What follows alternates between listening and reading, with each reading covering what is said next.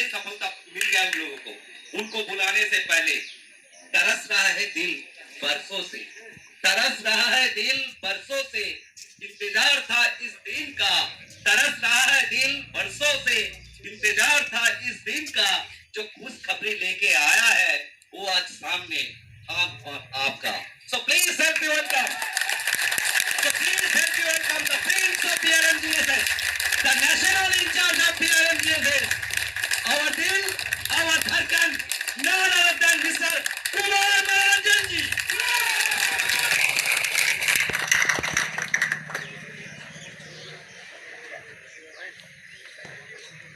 इतने अच्छे तरीके से रिप्रेजेंट हमेशा करते हैं हमारे सुभाषित जी,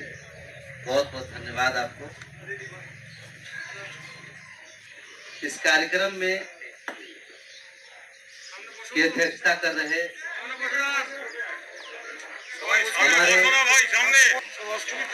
हमारे सानू कर्मकार जी,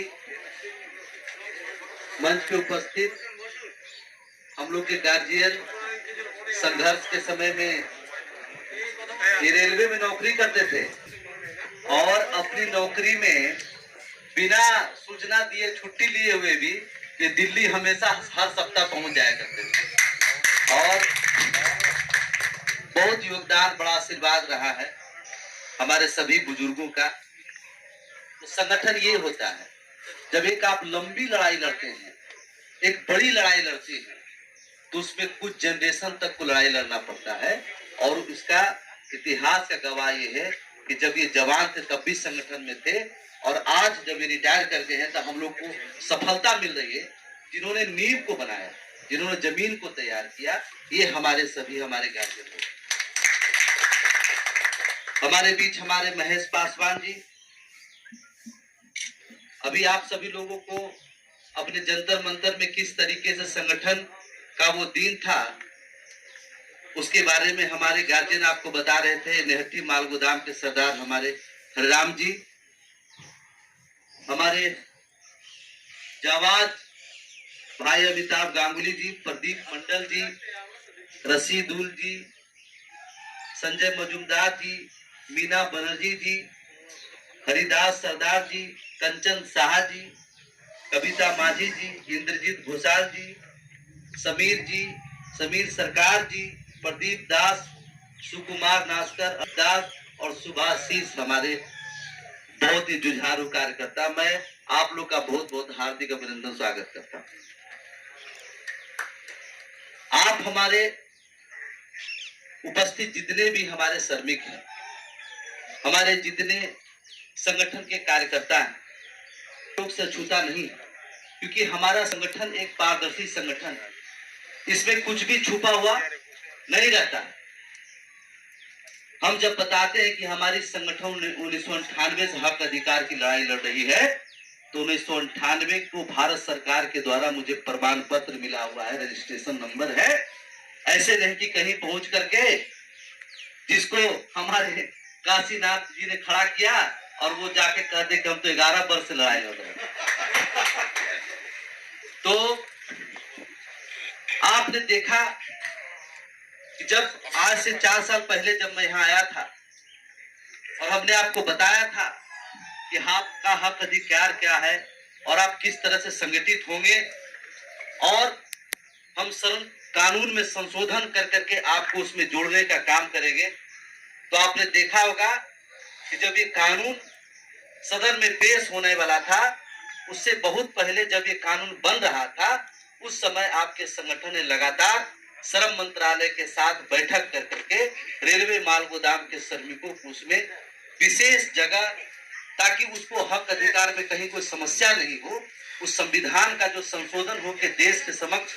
पारित होने वाला था, उसमें आपकी संगठन ने आपको नामांकित करके आपको नामित करने का काम किया। आपने उन सभी चीजों को समाचार पत्र के माध्यम से, फेसबुक के माध्यम से और श्रम मंत्रालय के अधिकृत फेसबुक और इंस्टाग्राम के माध्यम से आपने लगातार उस चीज को महसूस किया, आपने देखा। जब ये सदन में जब ये पेश हो रहा था उस पार्लियामेंट में, लोकसभा सदन में, तो आपने ये भी देखा होगा कि आपके संगठन के संरक्षक जो लोकसभा सांसद जगदम्बिका पाल जी है,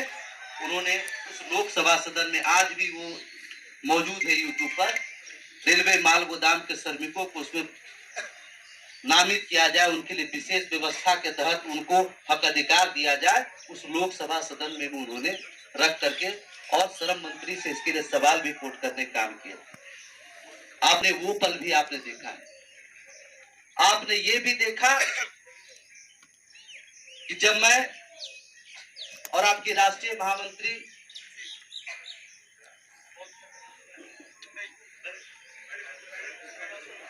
बैरकपुर में जब वहां हम लोग का कार्यक्रम था और हम लोगों ने उस कार्यक्रम में आकर के और मां काली का आशीर्वाद लेकर के दिल्ली पहुंच करके वो सारा फाइल सबमिट करने का काम किया था, और उसके बाद हमारी त्रिपक्षीय बैठक का आयोजन हुआ। आपने 23 मार्च के उस अभूतपूर्व ऐतिहासिक दिन को भी आपने देखने का काम किया कि कैसे भारत सरकार के समक्ष रेलवे माल गोदाम के श्रमिकों की हक अधिकार के लिए उस कैबिनेट की बैठक में आपके संगठन के प्रतिनिधि मंडल को उसमें जगह देने के बाद जब आपकी संगठित 13 मांग सरकार के समक्ष रखा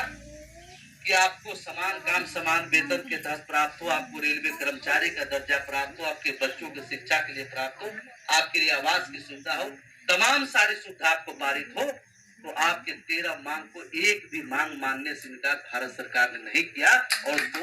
स्वीकृत करने का काम। आपने उसको भी देखा। हम जब त्रिपक्षीय बैठक करके आए थे तो वो त्रिपक्षीय बैठक में जो पारित हुआ था वो पत्र भी हम आपको आपके समक्ष ला करके आपको सुपुर्द करने का काम किए थे। हमारे काशीनाथ के पास वो सारा पेपर भी मौजूद है। आपने देखा कि जब ई श्रम पोर्टल भारत में लॉन्च भी नहीं किया, उस समय उस बैठक में यह निर्णय लिया गया था कि रेलवे माल गोदाम के श्रमिकों को पंजीकरण कराकर उनका डाटाबेस तैयार किया जाए कि पूरे भारत में कितने लोग जिनको कि हमको ये सारे फैसिलिटी सारा मांग इसको पूरा करके देना है। तो आपने देखा कि दिल्ली प्रदेश में किस तरह से वो भव्य कार्यक्रम करते थे और देश के कैबिनेट मंत्री सांसद महोदय सभी ने आकर के उस कार्यक्रम